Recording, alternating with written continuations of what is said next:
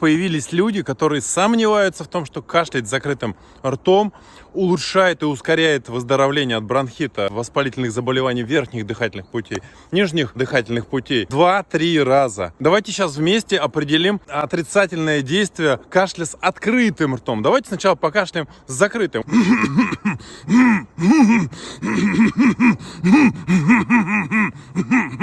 Вот это кашель с закрытым ртом. Теперь подышите немного, успокойтесь, покашляйте с открытым ртом. Сейчас.